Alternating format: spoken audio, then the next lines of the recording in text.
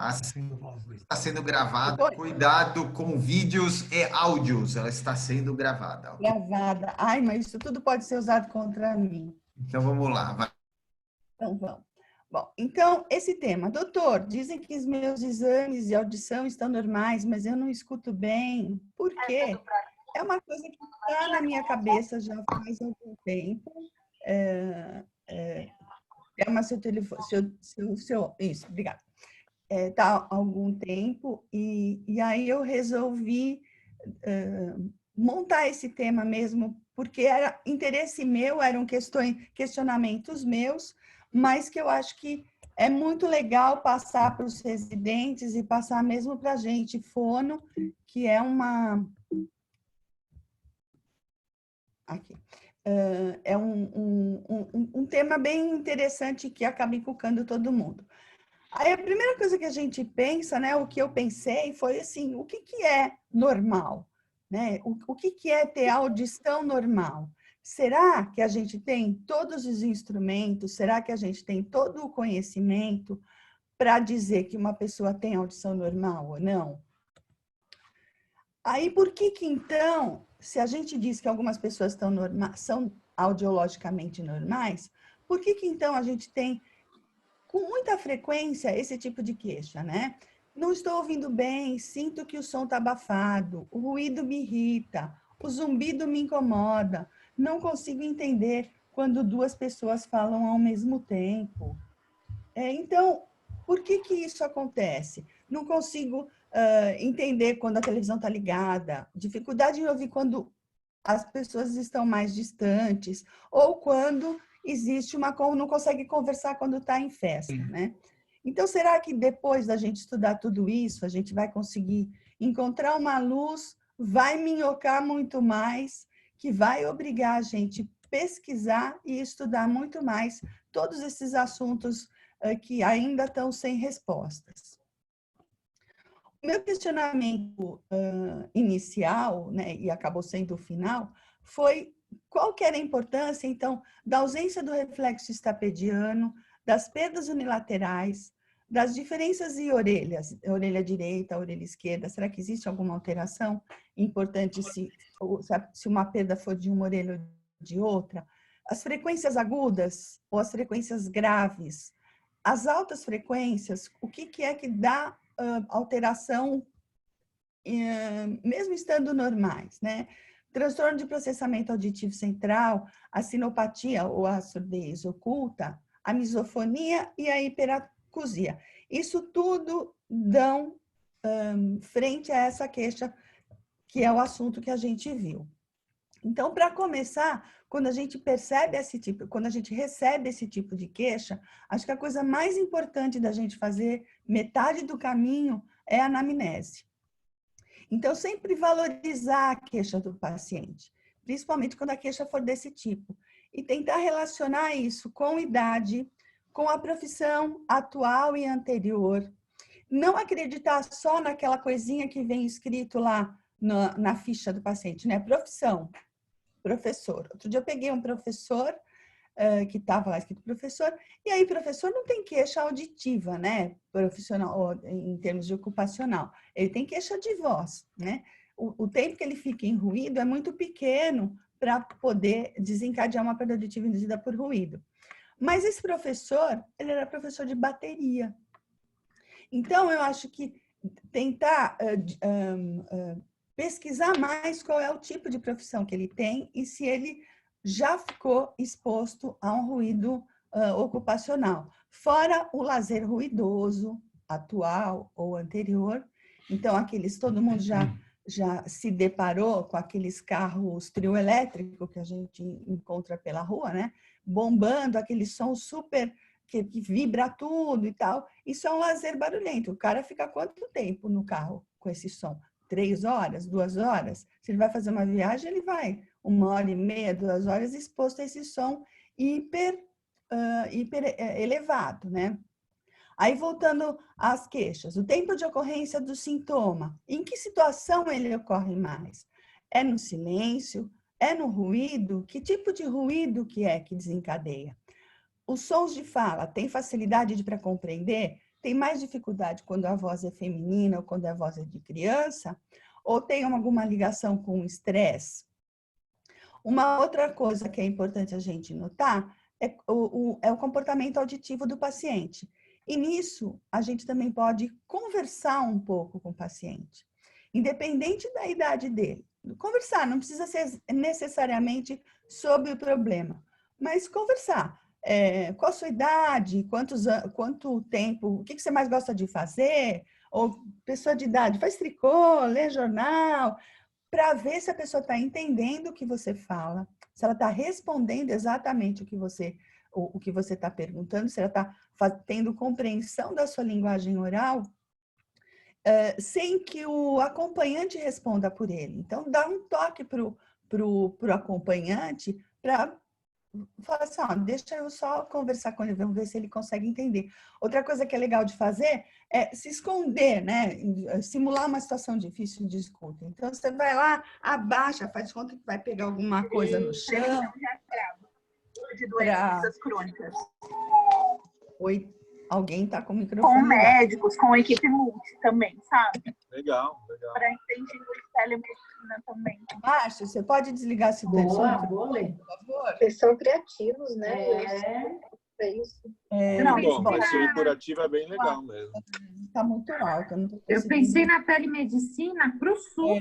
Então, você Pegando o abaixar do Rogério. paciente, isso, ele consegue entender o que você fala sem fazer leitura. Quero ir em contato com Então, funciona, né, observar gente? também que o desenvolvimento e a manutenção Você vai abrir da uma empresa sua- com ele, Renata. Vai ser sócio. Nada, sócios. Se a pessoa tem uma atitude comunicativa, É bom, vai ser olha, vereadora, você né? consegue Você rapidinho. fala, ela A minha direciona média de o atendimentos olhar. presenciais é de 60 pacientes no mês. Mudou no Covid. E 120 Essa teleconsultas. ela tem alguma Nossa! progressão, causa algum desconforto, alguma limitação, tem interferência no convívio social, ou a pessoa tende a ficar isolada quando tem uma festa, quando tem uma reunião, ou quando tem um jantar, que muitas pessoas falam ao mesmo tempo, ela tenta se isolar. Telefone. Tipo, a teleconsulta me incomoda. E os tratamentos que ela está tendo, que ela está passando. Às vezes, a própria medicação ou a própria doença pode piorar ou agravar o problema, né? Pincelando um pouquinho aqui na fisiologia, não é nenhuma novidade, mas é só para a gente relembrar algumas coisas que podem ser importantes lá mais para frente. Então, a orelha média ela vai amplificar menos as frequências baixas. E isso acaba melhorando a relação sinal-ruído. Então, seria um dispositivo que o próprio ouvido faz de diminuir, não amplificar tanto as frequências baixas, para melhorar a fala no ruído. O ruído, a gente sabe que tem mais componentes de frequências baixas. E a outra função da orelha média é a contração do músculo do estapédio, né, o reflexo auditivo, que vem sob o comando do tronco encefálico, que é ele que vai tomar a decisão, ouvir ou não ouvir, para mandar o músculo estapediano contrair. Lembrando que o reflexo auditivo ele vai ocorrer só para estímulos de alta intensidade. Na orelha interna, então, aí que a gente sabe que também as células ciliadas internas vão responder para sons de alta intensidade e as externas vão amplificar os de baixa intensidade, que vão aprimorar esse ganho coclear. Então, as células ciliadas, elas vão se comprimir com sons de alta intensidade, acima de 70 dB, e respondendo ao comando aí do tronco encefálico pela via eferente. Quando existe ruído competitivo, há uma redução de ganho coclear, que vai acabar elevar esse limiar audiométrico de resposta. Então, a cóclea acaba perdendo essa habilidade de amplificar som de baixa intensidade. E isso acaba reduzindo, então, o efeito protetivo do reflexo. Então, se o reflexo contrai no ruído alto, no estímulo auditivo alto, o ruído vai fazer com que ele responda para um estímulo mais alto ainda, tá? Então, assim, a forma de proteger antigamente, que acreditava que era só isso, vai ser prejudicada. Aí, a outra coisa que a gente tem aqui é mais uma lembrança aqui da correspondência de estímulo frequencial entre a cóclea e o córtex. Então, os sons baixos vão estimular áreas diferentes, os baixos que eu digo de intensidade. Os sons graves vão estimular uma área cortical e os sons agudos,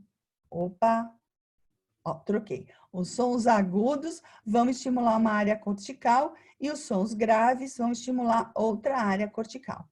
Então, essa estimulação é dependente da frequência. Então, são várias estruturas dando informação cortical para aumentar esse estímulo. Aí, com relação aos sons verbais, a gente tem, então, o hemisfério esquerdo, que ele é responsável pela identificação fonêmica e pela compreensão do significado do que se fala, do discurso. E o hemisfério direito é responsável por sons não linguísticos, por música, por ritmo, por prosódia, por conteúdo afetivo emocional da fala, que são as piadas, as ironias, as perguntas, afirmações e tal. Então, isso tudo tem locais diferentes de ocorrência. Então, se eu falo uma sequência de sons no ouvido esquerdo, este som, ele primeiro vai para o hemisfério direito e depois, através do corpo caloso, ele vai para o hemisfério esquerdo. Já se eu falo a mesma sequência de sons no ouvido direito, ele vai direto para o hemisfério esquerdo, pelo cruzamento de fibras, né? Então, o que acontece? O som, ele pode, quando ele é binaural, ele pode levar alguns microsegundos a mais quando ele é apresentado na orelha esquerda para chegar no hemisfério esquerdo para ser identificado. É aí, então, que eu vou ter o significado daquela sequência de sons que eu tive. Bom, o que isso importa na prática clínica da gente? Então, tá, o paciente chegou dizendo que ele ouve, que ele tem uma queixa auditiva, a gente faz a audiometria dele e dá esse resultado. Isso aqui são limiares auditivos normais, lá no limitão, mas eles são limiares auditivos normais. Então, o que a gente vai falar para ele? Sua audição está normal. O senhor tem uma queixa, mas a sua audição está normal. Só que, se a gente tivesse uma audiometria anterior dele e ele tivesse esse tipo de audiometria, ele realmente teve uma perda. Era normal, continua normal, mas está rebaixado. Então, ele tem razão em relatar esse tipo de coisa. Ele realmente teve uma quedinha na audição dele, né? Então, seria legal a gente comparar, e quando vem uma áudio desse jeito, a gente questionar mesmo, né? Tá normal, mas será que não era mais normal? Isso é importante a gente ter sempre em mente, né? A mesma coisa com relação a limiar de reflexo estapediano. Então, nessa audiometria aqui, que tá normal, tem presença de reflexo, tá normal, né? Tá ótimo, tá respondendo. Só que os reflexos estão elevados. Para esse tipo de curva de configuração audiométrica, esses limiares estão elevados. Então, o que a gente pode pensar nisso? Alguns anos atrás, a gente pensava que isso era normal, que tinha algumas pessoas que realmente tinham limiar auditivo elevado. Obrigado aqui para a Raíssa ter emprestado a foto dela, já tem alguns anos, mas obrigado, Raíssa, que você estiver por aí. E a outra coisa que era considerada normal era quando o paciente tinha ausência em 4.000 Hz. Hoje a gente já sabe que nem isso é normal. Então, a gente encontrou muito no começo quando fazia processamento auditivo, era muito comum encontrar ausência ausência de reflexo em 4.000 ou esses limiares elevados. E depois de um treinamento auditivo, esses limiares voltavam ao normal e voltava presente o limiar em 4.000 Hz. Então, isso, hoje a gente já pensa em outra coisa, a gente já pensa que é uma alteração de via eferente. Então, limiar elevado com audição normal e ausência de reflexo em 4.000 Hz não é mais considerado normal. É considerado alterado e pode ser uma alteração de via eferente. E isso pode causar dificuldade em percepção de som no ruído. Muito bem. E aí, então, se a gente pensar em consequências de pequenas alterações audiométricas quase normais, em frequências baixas, altas e altas estendidas. Então, se a gente pensar no campo dinâmico da audição, a gente ouve de 20 a 20.000 Hz, né? Aqui está mais ou menos 8.000. O que a gente faz na audiometria tonal convencional? A gente testa de 250 a 8.000, exatamente na zona de conversação, o que é mais importante para a fala, o que é mais importante para a nossa sobrevivência. Mas os sons mais agudos, eles também têm uma participação nessas habilidades auditivas de proteção ou de facilitação de fala no ruído. E lembrando também que os sons mais agudos, né, assim como os sons mais graves, eles precisam de uma energia sonora maior para serem percebidos pelo ouvido humano. A gente percebe, mas precisa ser mais, com uma intensidade auditiva mais elevada. Aí vamos para o espectro do som da fala. Já sabendo de tudo isso, vamos para o espectro. Então, nesse espectro, a gente tem uma demonstração aqui da ocorrência dos sons da fala com relação à intensidade e à frequência de aparecimento deles. Então, se a gente tem uma perda auditiva, que aliás nem é considerada perda auditiva, em sons acima de 3.000 Hz, acima de 3.000 Hz, e ainda em 20 dB, a gente perde formantes do V e do F, né? Lembrando também que a vogal é o que é responsável pela audibilização, pelo volume do som, né? Então, o A, E, I, O, U vai dar o VA, o FA, o V, e que é o que a gente fala mais alto. Mas a consoante, a gente não consegue aumentar a intensidade da consoante. E é ela que carrega a informação da palavra, não é a vogal, né? Então, é importante a gente falar, a gente pensar que essa perdinha que nem é considerado perda auditiva ainda, porque está em 20 dB, a pessoa já perdeu o formante, tá? A mesma coisa a gente encontra nas frequências baixas. Então, a pessoa com uma perdinha bem pequenininha, até 750 Hz, em 30 dB, ela pode perder os formantes do B e do P, né? O B e o P, né? Então, eles vão auxiliar também na compreensão de fala e vão auxiliar a seletividade de frequência também. Então, é importante. Isso daqui a gente encontra numa disfunção tubária, por exemplo, né? Se a gente for pensar em otite média, normalmente a gente tem uma perda até 1.000 e pouco, em torno de 40 dB. Olha o monte de som que a gente perde aqui, ó. Então, é perda pequena? É, mas é importante. O que precisa fazer? Precisa tratar, né? Precisa dar um jeito de fazer com que essa área, não só essa área coclear, porque vai ter a representação lá no córtex. Então, ambos os lugares vão estar sem a estimulação. Então, precisa pensar para poder facilitar a vida dessas pessoas. Então, essas perdas, mesmo levezinhas, tanto agudo como grave, como até as intermediárias, elas vão comprometer a audibilidade de uma conversa, vão reduzir a área dinâmica de audição, vão reduzir a resolução temporal, né, que é a habilidade que a gente tem de perceber pequenos intervalos de silêncio num estímulo de fala, e vai ter uma dificuldade maior no ruído, a distância da fonte também vai dificultar a compreensão, e a compreensão quando estiver múltiplos falantes ali na mesma área. Isso vai aumentar o esforço de escuta, vai reduzir o tempo de atenção e vai aumentar o cansaço.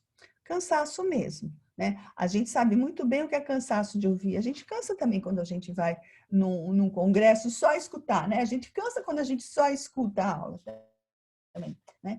Então, isso tudo aumenta. E se a gente tiver que prestar atenção, porque o som não está bom, porque você está com uma dificuldade, vai cansar com mais facilidade.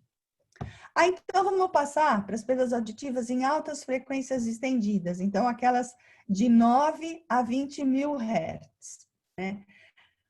O padrão de normalidade, aqui para o Brasil, a gente encontrou um trabalho do pessoal da Fono da USP, um trabalho de 2004, que foi publicado agora em março de 2020, no Guia de Orientações da Avaliação Audiológica do Conselho Federal de Fono, né?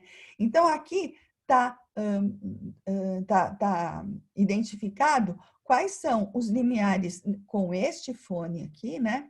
Qual é o mínimo de intensidade que a pessoa escuta nas diferentes faixas etárias e para as diferentes frequências auditivas. Então, gente, olha, não é por nada não, mas ó, em 14 mil Hz, o normal para a partir de 40 anos é ouvir 90 dB. Lembra do campo dinâmico que eu falei? Que precisa de mais intensidade sonora para a gente conseguir perceber o som?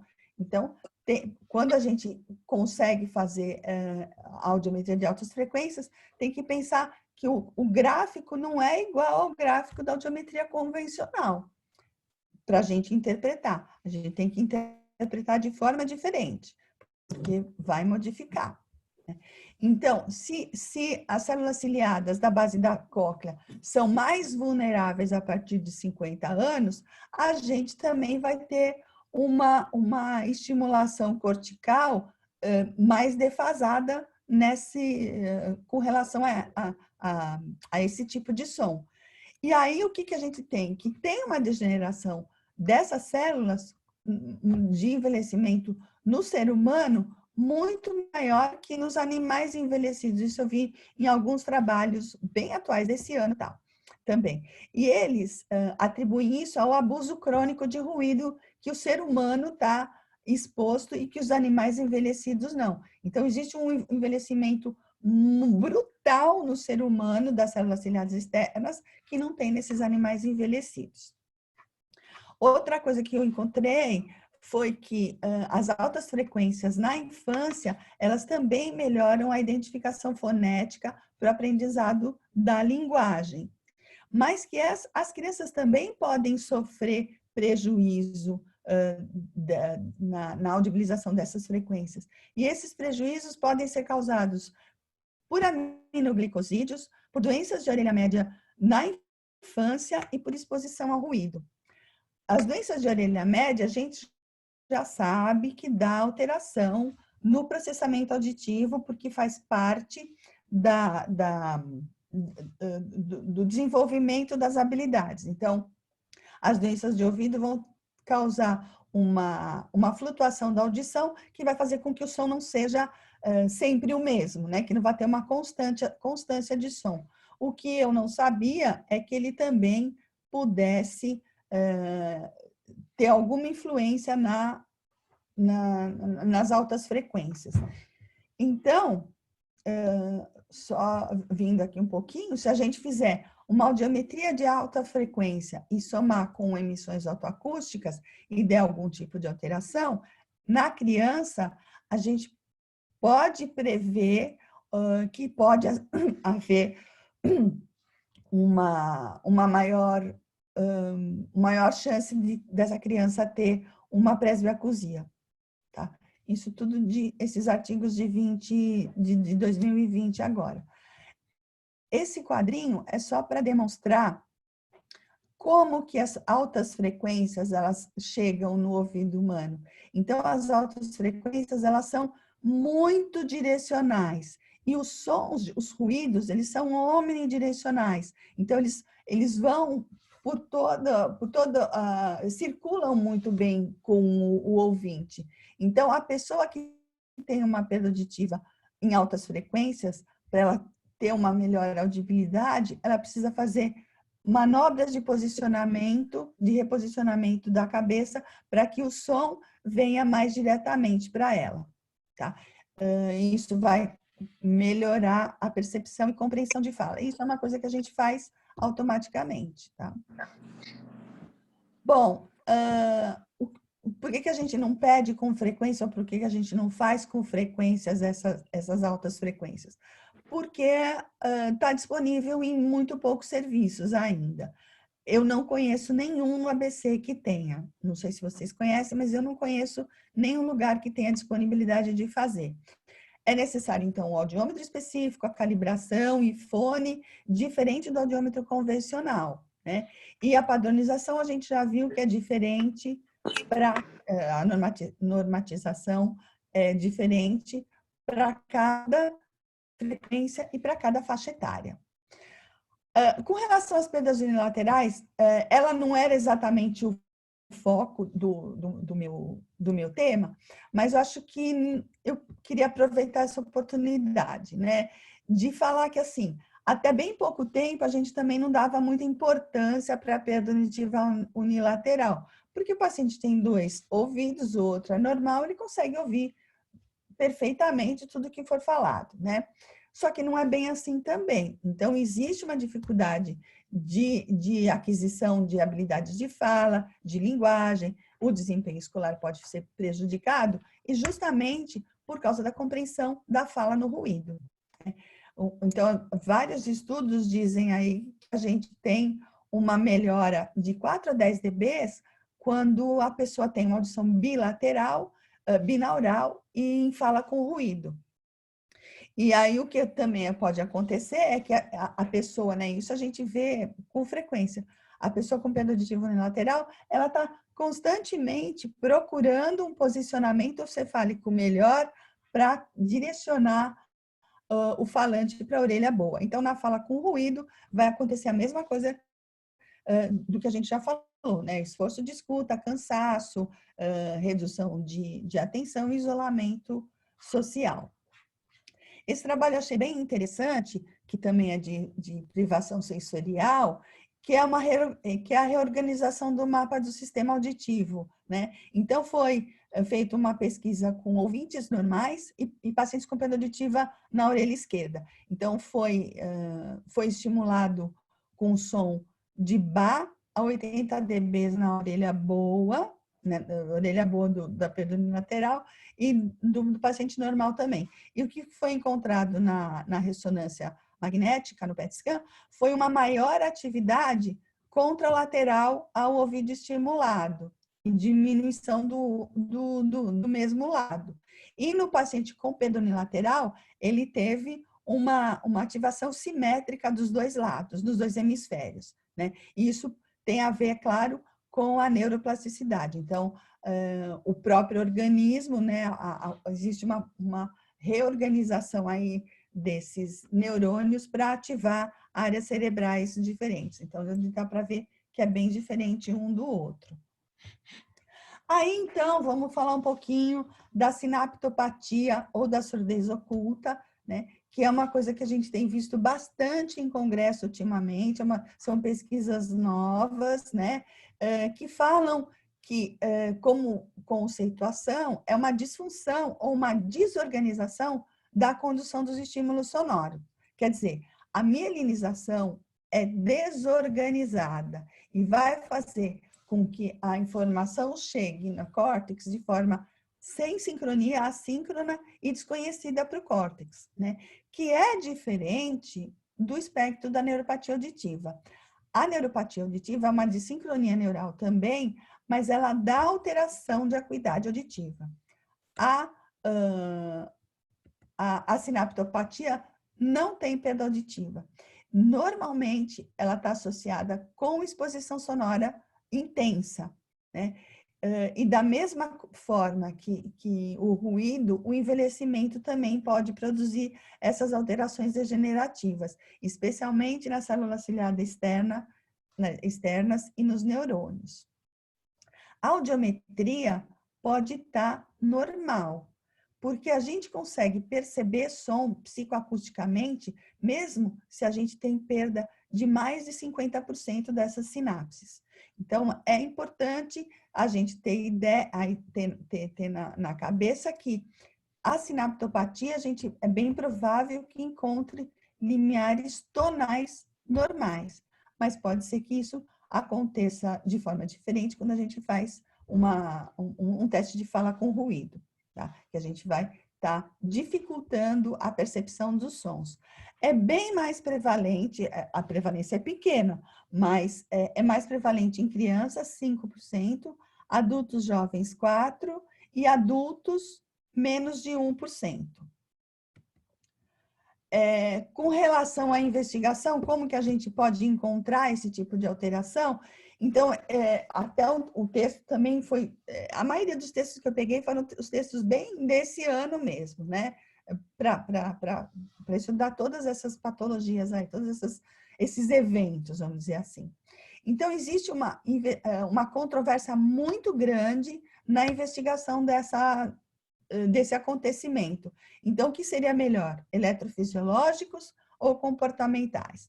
Então, os testes, alguns autores relatam a redução da onda 1 no potencial evocado, principalmente na presença de ruído moderado e alto. E pesquisam também o potencial de ação coclear. Outro teste que eles usam também eletrofisiológico é o FFR, o teste de fala com ruído, as emissões otoacústicas, mas o que dá mais dica mesmo, o que dá mais certeza, são os estudos pós-mortem, né? Então, acho que não dá para a gente ficar esperando o paciente morrer para ter o diagnóstico, mas eu acho que é isso que vai dar a certeza, e os estudos vão ser encaminhados para esse tipo de acontecimento.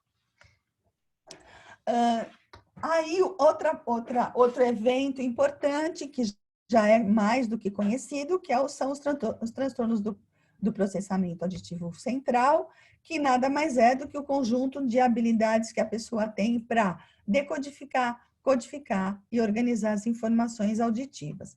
Então, falando bem leigamente, é o que a gente faz com aquilo que a gente ouve, né? Então, como que a gente dá sentido para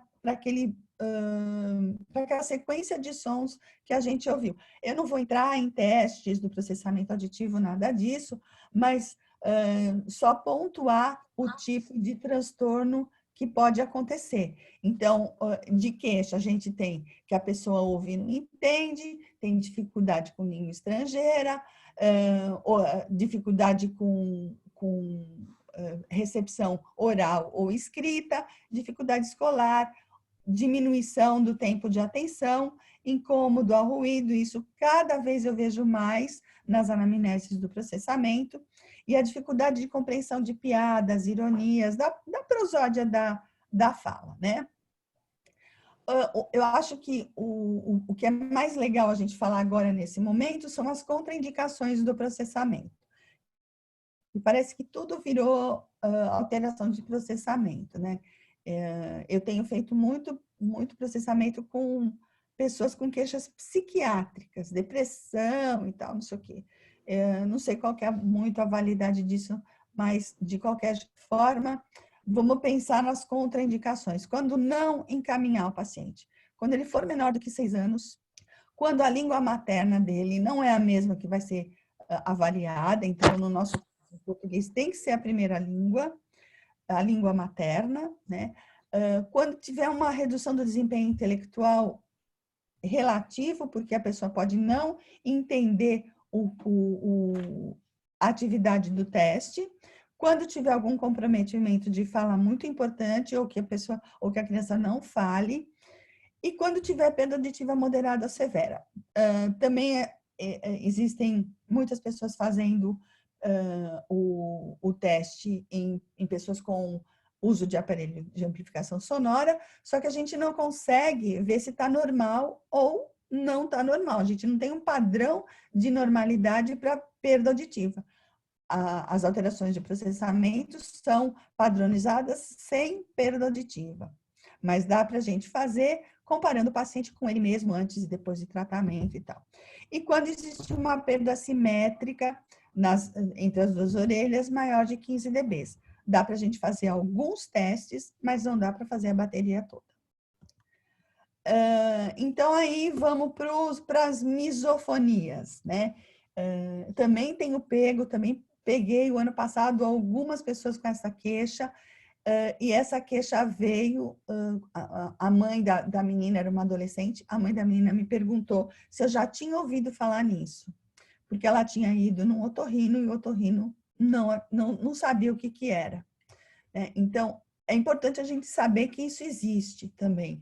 É uma reação emocional e comportamental muito forte, anormal, a alguns determinados sons que têm um padrão específico e um significado específico para o paciente. Então, quem definiu isso foi o Jastreboff, que é o grande publicador aí de zumbido, né? E esses sons, eles são realmente sons que não incomodam muita gente, né? E eles acabam acontecendo como uma reação de ódio ou de antipatia para esses sons. Então, que sons? Mastigar, estalar língua, estalar lábio, estalar dedo, ruído de respiração, ruído nasal, amassar papel, latido de cachorro, especialmente se o cachorro não for dele, se for o cachorro do vizinho, e ó, clique de caneta, né? Então, não é assim, incomoda. Sem dúvida, a pessoa que está clicando caneta incomoda, mas você não vai ficar com ódio nem antipatia a esse som. Então, e isso acaba provocando incapacidade mesmo da pessoa e isolamento social. Ela acaba não almoçando mais, não fazendo mais as refeições com a família, ela não participa de reuniões que tem comida, que tem bebida, que tem alguma dessas coisas que fazem com que ela sinta ódio. Para os audiologistas, então, isso eu vi em vários artigos, nos audiologistas, ela está relacionada com uma hiperacusia grave. E para os psicólogos e para os psiquiatras, ela pode ser mais decorrente de transtornos de estresse pós-traumático, como os transtornos obsessivo-compulsivos. Eles não estão, a misofonia não está na lista de classificação de doenças da psiquiatria, mas quem trata normalmente são os psiquiatras. Ainda existe um questionamento sobre a área alterada, mas parece que existe um questionamento aí sobre a ativação anormal e a conectividade funcional do córtex insular anterior. Então, são sempre pesquisas bem novas, né? A maioria dos textos que eu encontrei, a maioria não, todos os textos que eu encontrei, foram de revistas internacionais de psicologia e de psiquiatria. Eu encontrei 2 textos em revista de otorrino, que um é do grupo da doutora Tani e uma é do grupo de um pessoal da Fiocruz. E a doutora Tani, ela diz que é uma condição recentemente descrita, mal compreendida e negligenciada pela maioria dos médicos. E ela fez uma pesquisa legal, que foi pesquisa de herança autossômica dominante. E ela pesquisou 3 gerações e ela encontrou bastante evidência de que pode ser sim. Então, acho que esse é um trabalho que eu acho que deve estar continuando. Encontrou associação e manifestação audiológica, otológica e psiquiátrica nesses pacientes. Então, zumbido pode estar presente, a hiperacusia, a ansiedade, a depressão e o toque também, como a gente viu nesses outros artigos. O início normalmente é na adolescência, não foi dito só no artigo dela, mas em todos eles dizem que existe uma tendência do início ser na adolescência, pode ter melhora espontânea ou não, e a duração do sintoma pode ser extremamente variável. Então, de 7 a 60 anos de duração. Então, é uma coisa que é bem duradoura, né? A última coisa último evento alterado que a gente encontra para esse tipo de queixa é a hiperacusia, que é diferente da misofonia, né? Então, a hiperacusia é intolerância a certos sons diários altos que podem causar tensão e impacto social, ocupacional, recreacional ou outras atividades diárias. Então, lá na misofonia, o som não era alto. Aqui na hiperacusia, o som é alto. E ele é ouvido com um desconforto, desagradável e pode ser assustador e doloroso, que são os dois subtipos de hiperacusia. Então, ele causa é um som alto que vai causar dor e assusta e susto, né? Não é como o outro que causa raiva, né? Que causa ódio. Ele vem junto com o zumbido e com hiperacusia 55% das vezes e está presente nos transtornos psiquiátricos em 50% dos pacientes. Inclusive, foi encontrado pacientes com ideias suicidas e autodano, né? Então, tem bastante componente psiquiátrico mesmo, né? E tanto a hiperacusia como a perda auditiva, elas têm evidência de atividade neural alterado, tanto nas áreas corticais auditivas, como nas não auditivas. Como que a gente investiga a hiperacusia? Então, audiotonal com limiar de desconforto para intensidade, mais áudio vocal, imitância e tal. Então, a bateria completa, mais pesquisa de desconforto de intensidade. Emissão otoacústica pode dar algumas dicas também. Acufenometria, quando tiver queixa de zumbido associado. E, claro, que a avaliação psicológica e psiquiátrica, em ambos os casos, né? A gente, nesses artigos, não tinha nenhuma comprovação de cura, mas o uso de questionários, aqueles questionários de percepção de doença, TRT, né, o treinamento de zumbido para os pacientes que tiverem zumbido também, e em todos os textos eles falam em terapia cognitivo-comportamental, que pode ter um efeito benéfico se ela for feita sozinha, em grupo, presencial, online, combinada com TRT ou com tratamento fonoaudiológico. Então, assim, tudo que vier é lucro, né? Tudo que vier é bem-vindo. Resumindo tudo aí que a gente falou. Então, as queixas e os prejuízos que a gente pode encontrar nesses pacientes. Então, a dificuldade em compreender fala em local ruidoso, a redução do tempo de atenção, o esforço de escuta, o uso de apoios sensoriais, visual, leitura orofacial e gestual, a interferência na memória, a limitação do convívio social, as alterações emocionais e de humor frente aos diferentes estímulos e alterações diferentes também com relação a esses estímulos.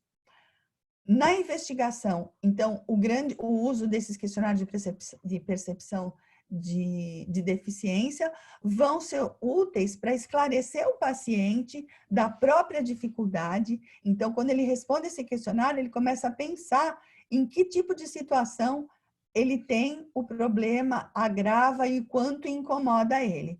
E vai nortear também tratamentos. Então, se a gente fizer a aplicação de questionário antes, depois ou durante o tratamento, a gente vai conseguir perceber se houve melhora ou não. Existem vários questionários já validados em português e que a gente tem acesso facilmente. Fora a utilização desses questionários, então, a gente tem a audiometria tonal convencional, isso nunca vai sair, isso sempre é o padrão ouro, que é a partir dele, normal ou alterado, que a gente pode partir para os outros exames diagnósticos, né? Além da imitanciometria, para a pesquisa do reflexo estapediano, avaliação de processamento auditivo nos casos específicos, audiometria de altas frequências, reconhecimento de palavra no silêncio e no ruído. Então, não é só a logoaudiometria convencional que a gente faz, é importante fazer também a audiometria, a logoaudiometria no ruído, a emissão autoacústica, potencial evocado, eletrococriografia e os exames de imagem para ver a funcionalidade e as alterações anatômicas. Em todos os artigos a gente viu que o treinamento auditivo vai garantir a neuroplasticidade, que é a capacidade que o cérebro tem de se remodelar, se reorganizar, se readaptar aos novos conceitos e às novas estimulações que ele estiver exposto, né? Essas estimulações vão favorecer a ativação de outras áreas sensoriais. A visão e a motricidade são outras áreas dos órgãos de sentido que podem auxiliar quando estimuladas, né? E isso não só para criança, os idosos também se beneficiam desse tipo de treinamento. Pode ter uma neuroplasticidade um pouco menor, mas ele vai se beneficiar principalmente aqueles que têm maior dificuldade de compreensão e discriminação da fala. Existem alguns facilitadores do tratamento. Um desses facilitadores é a equipe multidisciplinar. Numa equipe multidisciplinar, a gente tem profissionais com olhares diferentes para a mesma queixa do paciente. E se a gente tiver um discurso coerente e entrosado, vai poder melhorar o diagnóstico para ser feito, né? Esse entrosamento e esse discurso coerente acaba aumentando a adesão do paciente ao tratamento. Se você vai num profissional e ele fala que um determinado método funciona, você vai no outro, ele fala que determinado método funciona, vai aumentar a adesão do paciente. Se você vai em um, ele fala que é uma coisa que melhora, vai no outro, ele fala que aquela lá não melhora não, que é outra coisa que melhora, o que o paciente vai fazer? Não vai fazer nenhuma delas, né? Então, o discurso coerente é o que vai fazer com que aumente a adesão do paciente. E tudo isso acaba tendo um acolhimento maior para o paciente, né? Então, você falar que você entende do problema dele, que você demonstra conhecimento, atualização em todos esses novos acontecimentos, que você vai ajudá-lo a procurar solução, valoriza a queixa, vai acabar motivando e encorajar o paciente a continuar ou procurar um tratamento, ou até mesmo ver que ele não está sozinho, que ele não é o único no mundo, né? Acaba funcionando como um grupo de apoio, né? E isso vai melhorar a qualidade de vida dele. Então, eu acho que, assim, essas coisas todas a gente tem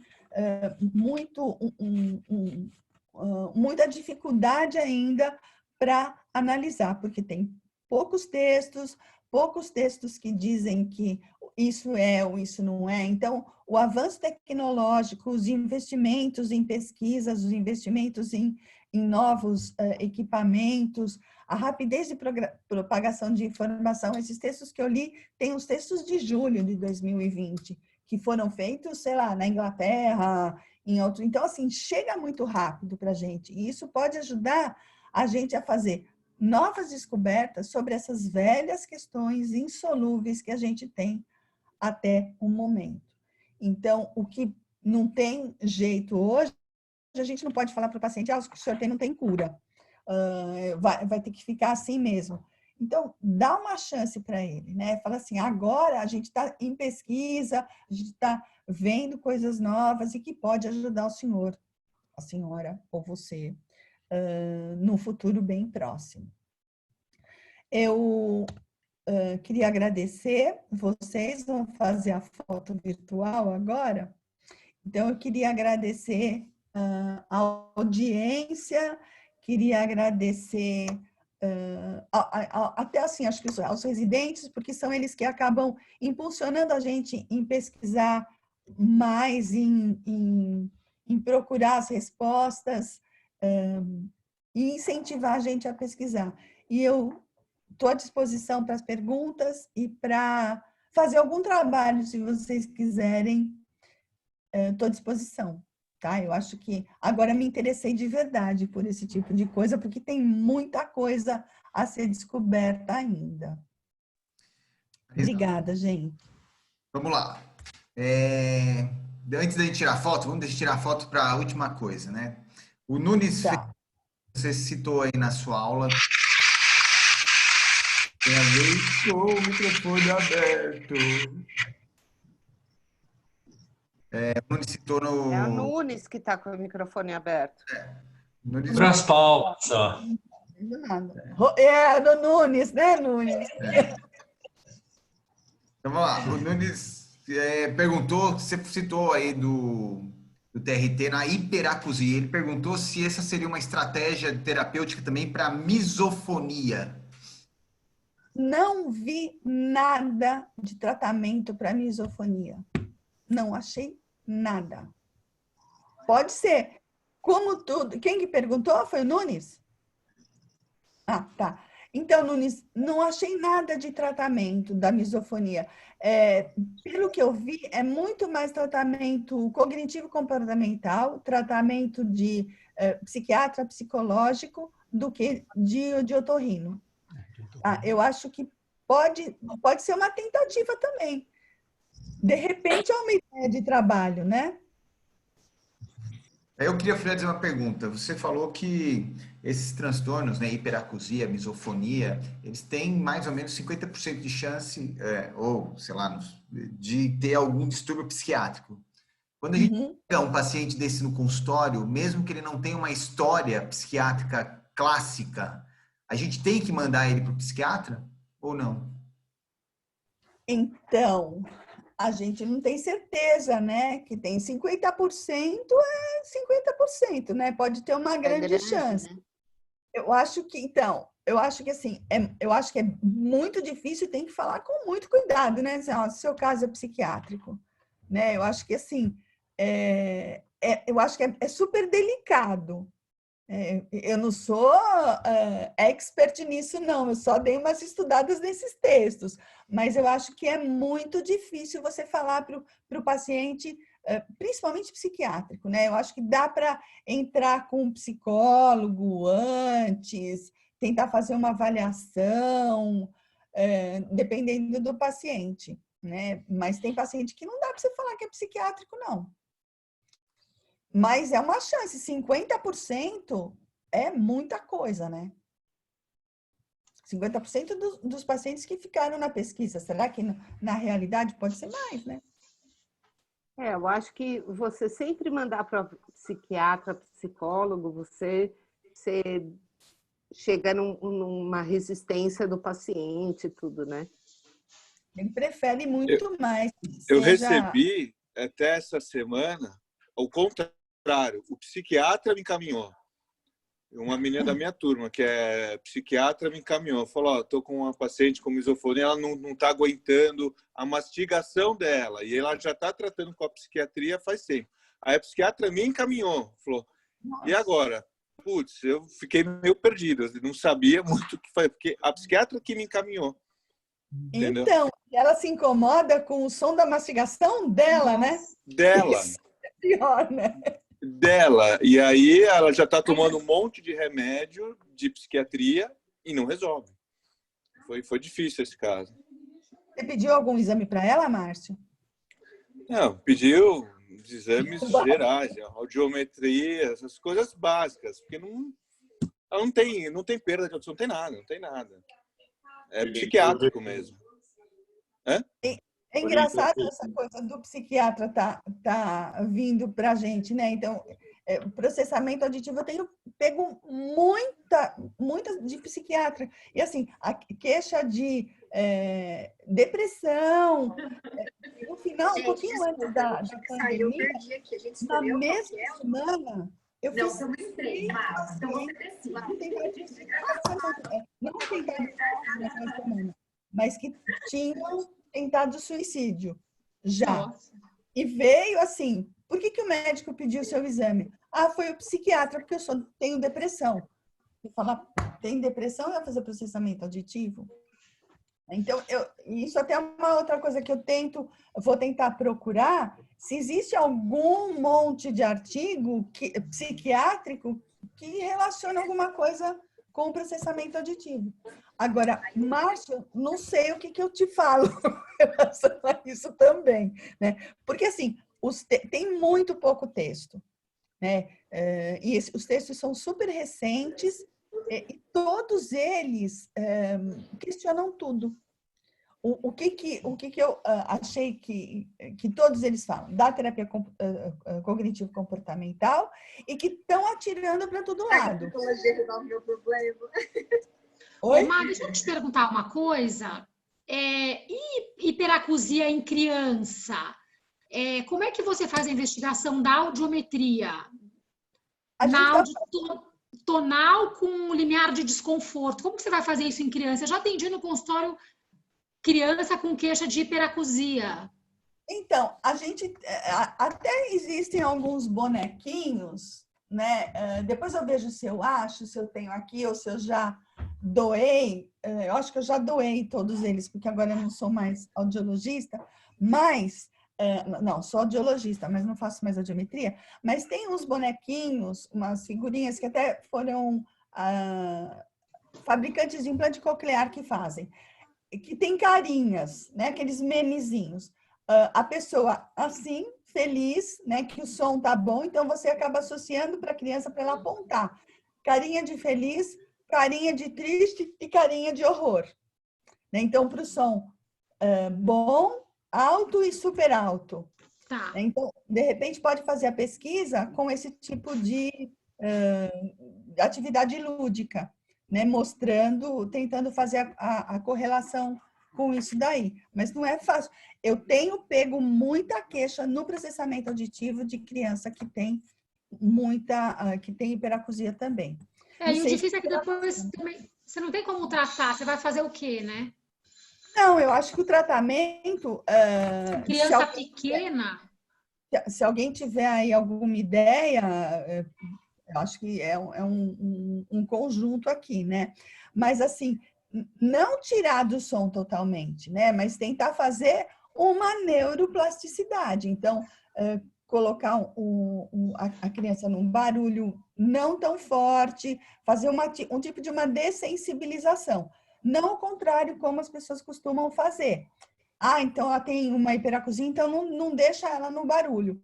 Não, acho que é justamente o contrário. Vai fazendo escalonado, progressivo, como se fosse uma terapia de treinamento auditivo. Acho que até isso, a gente pode até tentar fazer alguns levantamentos. Regina, você que faz terapia de processamento, não sei se você já teve algum caso assim, e que com o aumento de fala com ruído, por exemplo, né, no treinamento, se você conseguiu melhora, você ou a Vanessa. Você tem alguma Deixa eu completar disso? aqui, a Mônica fez essa pergunta, se o treinamento de processamento auditivo, ele contribui para alguma dessas queixas. Eu acho que sim. Eu acho. Então, assim, vale outra pesquisa, né? Regina, o que você acha? Ou Vanessa?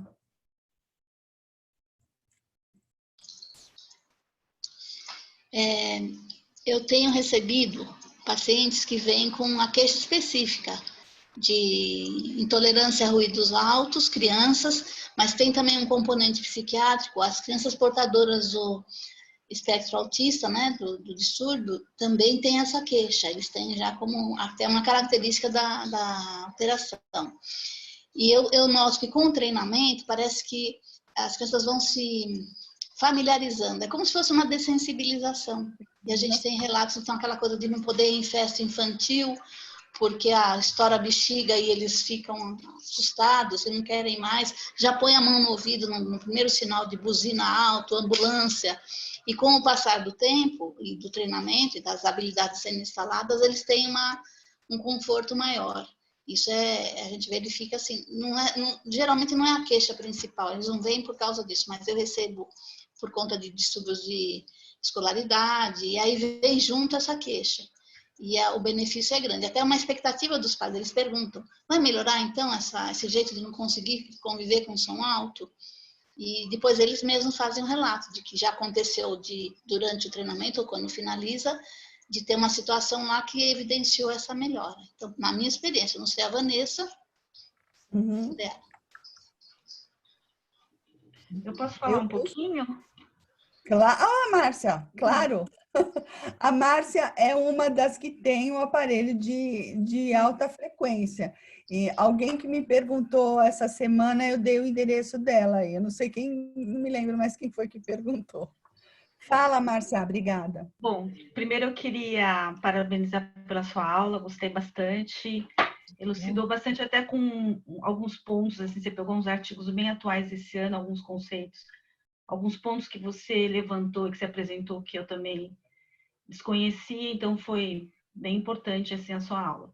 Em relação à questão da misofonia e da hiperacusia, realmente a gente faz esse trabalho de treinamento auditivo. Eu tenho alguns casos que um relato muito parecido com o da Regina, de esse incômodo de festinha, de a criança evitar até de nessas festas, por a criança não conseguir ficar nesse ambiente com treinamento auditivo. Essa não era a queixa principal realmente era a aprendizagem na escola, e, assim, por consequência, melhorou essa hiperacusia, os pais me relataram isso.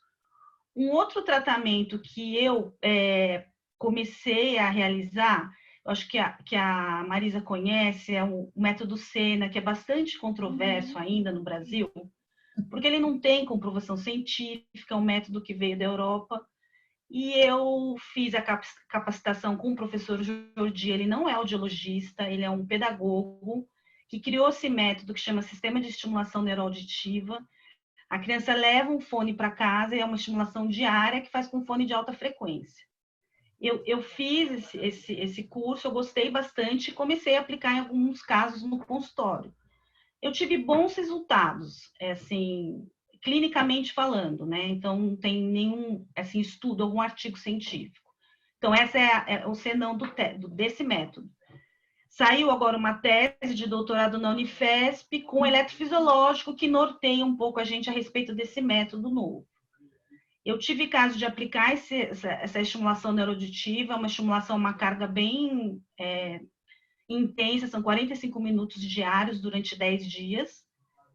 E esse paciente adulto teve melhora da hiperacusia, de misofonia eu não tenho nenhum caso para relatar, mas em termos de hiperacusia, ele tinha zumbido e hiperacusia ele melhorou. Eu tive 2 pacientes, quer dizer, é uma casuística pequena também, pode ter sido, que a gente fala, né? A gente não tem um grupo placebo, pode ser uma coisa de envolvimento psicológico, falar, olha, é um teste novo, é um método novo, pode ser que te ajude. Então, tem essa questão da indução também.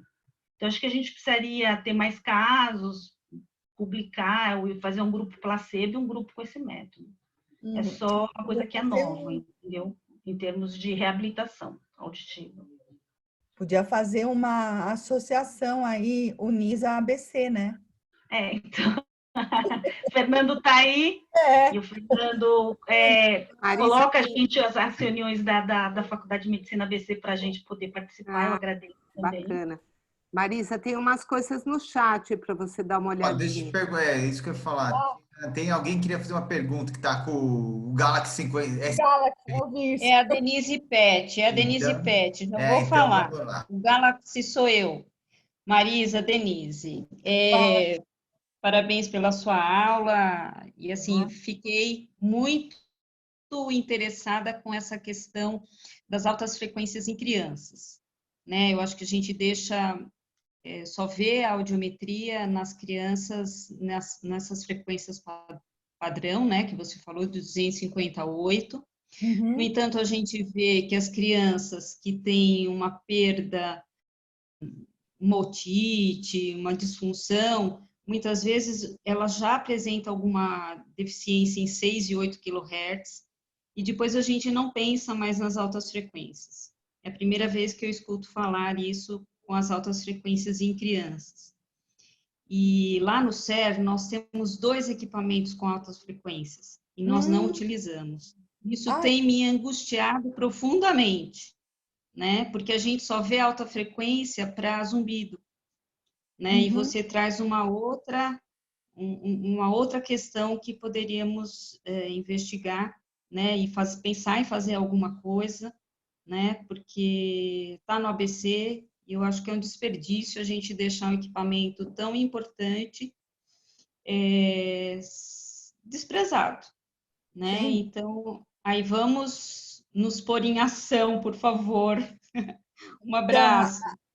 a Denise trabalha no público, né? Então, para o pessoal aí do Mário Covas, a gente já tem para onde encaminhar aí. Denise, o que a gente estou pensando agora nesses textos que eu li. Então, o que acontece? Se a alta frequência pode causar uma degeneração por ruído de alta intensidade, a criançada está com fone de ouvido a milhão muito tempo, né? Então, isso daí também pode causar uma perda auditiva de alta frequência na criançada. Então, não tem idade, não é mais trabalhador de ruído, é criança que usa fone de ouvido bom, né? Que permite uma intensidade alta e que pode estar causando isso daí também. Então, é muito bom saber que a gente tem já 2 lugares para encaminhar altas frequências, particular para Márcia e público para Denise. Obrigada. Marisa, deixa eu fazer uma coisa. No caso dos pacientes que têm presbiacusia, que têm um problema com a discriminação, você acha que vale a pena encaminhar, mesmo as presbiacusias que não são tão graves, né? Elas estão iniciais, para treinamento auditivo, mesmo que não haja a queixa, ou a gente reserva isso só para quem já tem a queixa, que não está discriminando bem? Olha, Fê, eu acho que é o seguinte, não dá para a gente ficar desprezando mais nada, né? O que a gente tem que pensar com relação assim, não dá para colocar no... Eu até hoje resisto em fazer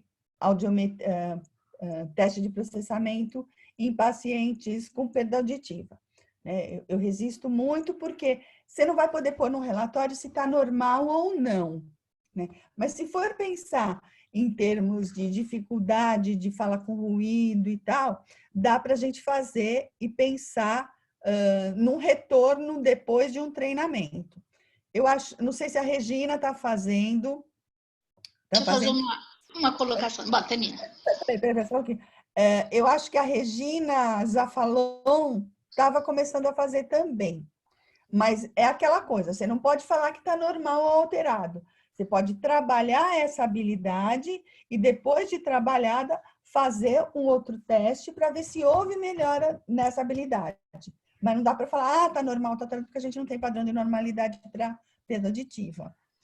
O que você acha? Eu ia justamente fazer uma pergunta, lançar até, não sei, queria que a Priscila também se manifestasse, todo mundo que está aí na área dos otorrinos, porque cada vez mais a gente tem visto, é uma coisa que já acontecia há muito tempo, que é um desprezo pelas perdas auditivas leves, as presbiacusias quando estão num grau bem inicial. Uhum. E a gente tem estudado muito, eu faço parte de um outro grupo de estudo em processamento, que trabalha muito com plasticidade, a gente tem visto assim, os danos provocados pela perda auditiva leve, são desastrosos, porque eles comprometem a compreensão de fala. A gente vai tendo cada vez mais dificuldade para a compreensão. E para o idoso, só vai piorando, a gente sabe disso, né? E começa a comprometer outras áreas, a memória, a habilidade social, a coisa mais comum de se ver numa mesa de restaurante, o velhinho quietinho lá, porque não consegue conversar. O ambiente é hostil, tem muito barulho junto. Então, a gente queria muito que as perdas auditivas leves... não sei quem acompanhou, teve lançamento de um aparelho auditivo essa semana, eles mostraram uma pesquisa, 90% das perdas auditivas leves não são tratadas. E eu justamente queria dar esse depoimento. Acabei de fazer o treinamento de uma paciente de 63 anos, que veio com uma perda auditiva leve, não tinha nenhuma indicação de amplificação sonora, mas eu fiz um pacto com uma empresa auditiva de emprestar o aparelho durante 3 semanas, fiz um intensivão com essa paciente, ela veio quase todos os dias da semana, e como a Marisa falou, não é possível avaliar, porque já fora do protocolo, perda auditiva, não dá para avaliar o processamento. Mas a gente tem uma plataforma que nos dá condição, dentro da área fonoaudiológica, de fazer uma triagem. Então, eu submeti ela a uma triagem logo no começo com o aparelho. Foram 8 sessões de treinamento e hoje eu apliquei a triagem de novo para comparar. E foi absurdamente melhor o resultado. E ela, tanto que ela se convenceu, não, porque não era minha intenção, mas ela percebeu as melhoras. É um passarinho que eu tenho aqui em casa que é do relógio, que fez um som. Então, e ela estava encantada com as melhoras, com a facilidade da vida dela. Então, a gente tem usado muito, Pri, uma expressão de fadiga auditiva. Cansa ter que prestar atenção, e as pessoas vão desistindo, e os neurônios vão morrendo. Então, mesmo na perda auditiva leve, a gente queria muito uma atenção de vocês para que desse importância.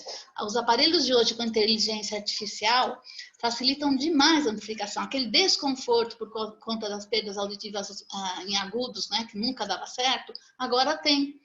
E essa paciente fez esse uso desse foi bilateral, né?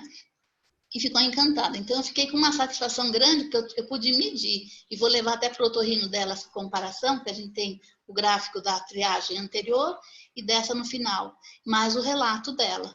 E ela tem uma história da mãe ter tido um problema auditivo muito sério, já era, né, uma consequência na vida dela, e ela vê o transtorno social na vida da mãe, que já está bem idosa, mas está incomunicável. Então, acho que a gente tem muito mais recurso agora do que a mãe teve. Então, ela saiu satisfeita e falou, ai, que bom, eu não vou ficar que nem minha mãe. Essa foi a conclusão final. Então, assim, queria falar da perda auditiva leve também, para ter uma atenção de todos vocês, porque ela também causa o transtorno. E vocês viram lá no audiograma dos sons da fala, começa a perder uma porção de situações, e a comunicação começa a ficar... E é o chato, o que você falou? Não entendi, repete, que fica toda hora perguntando. E eu falo para os meus pacientes, até quando vão acompanhando os filhos, eu pergunto, você tem feito audiometria anualmente? Anualmente, porque assim, só a audição normal não é boa a minha audição, mas você tem um exame? Porque as pessoas não têm o hábito de fazer como fazem com a visão. Vai lá, avalia a visão, troca a lente, tudo bem. Na audição, não, né? Que a gente sabe bem disso.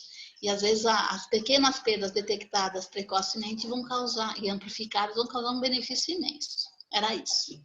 Mas eu vou te falar uma coisa, Regina, mesmo os oftalmos, eles sentem, e eu na convivência com outras pessoas, tudo, todo mundo não quer usar o óculos da presby, né? Acha que é um absurdo, e a presbiacusia também, você fala que a pessoa é idosa porque está usando aparelho e tal. E é uma coisa muito difícil, Regina, da pessoa aceitar a idade, né? Aceitar que precisa de uma coisinha a mais, assim, uma coisa que não precisava antes, né? Então, eu acho difícil, mas eu sempre falo para os meus pacientes, assim, você não vai usar o aparelho quando você estiver surdo. A hora que você estiver surdo, não adianta, né? Você tem que usar o aparelho quando está começando a incomodar. Mas isso é muito difícil, como aceitar a idade, né?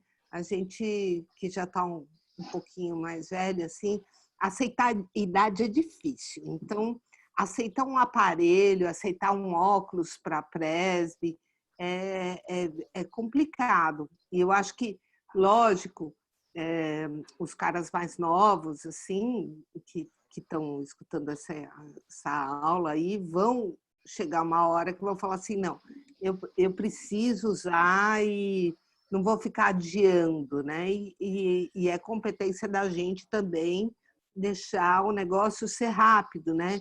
Usar o quanto antes, não esperar ficar isolado socialmente para começar a usar o aparelho. Bom, no chat não tem mais ninguém. Podemos encerrar, Marisa? Que já deu quase 1h30 aí, nós estamos já batendo papo. Que bom. Pri, Rô, vamos tirar foto? Todo mundo liga a câmera, pessoal. Liga a câmera. Liga a câmera para choradeira. Dá para ver? Tem jeito de ser a câmera aberta, liga aí, dá um sorriso para a gente dar um print. louca, assim. Tá bom, Rô, Pri, querem fechar aí o nossa reuniãozinho? Queria agradecer a presença de todos. Má, adorei sua aula. Te parabenizar aí por tudo. E agradecer por nos passar aí seus conhecimentos. Acho que é isso.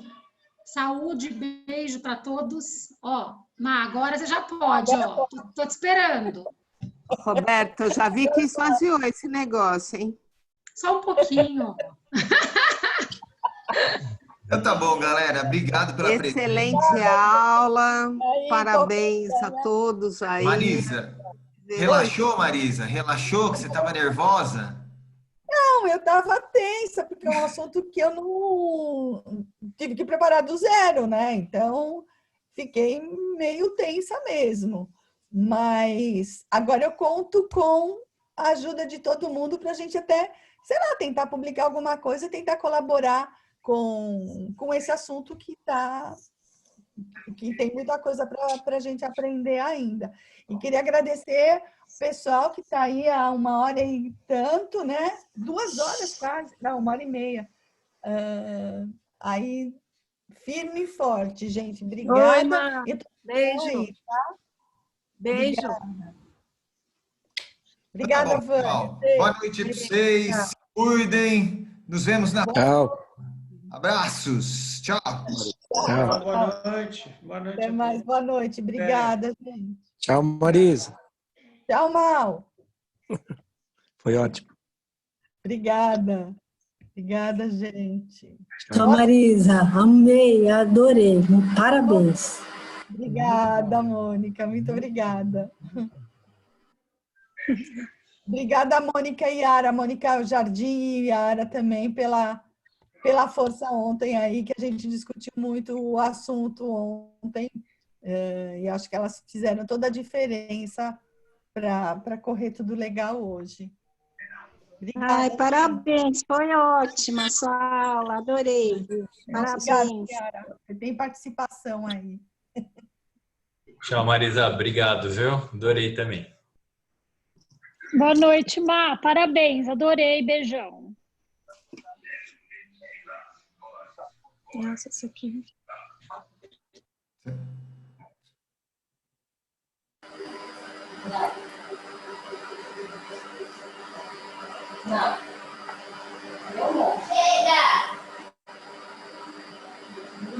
O que você está falando aí? Fonseca. Não, foi boa, pior que foi boa. Por incrível que pareça, essa foi boa.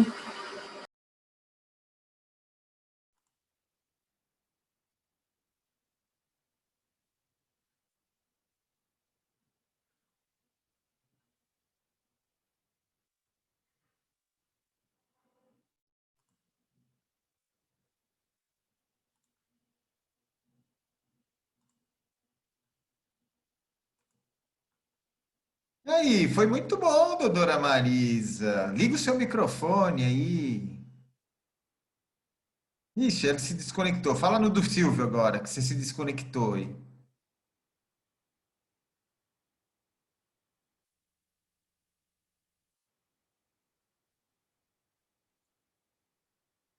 Cadê a Marisa? Silvio, chama a Marisa aí. A Marisa se desconectou.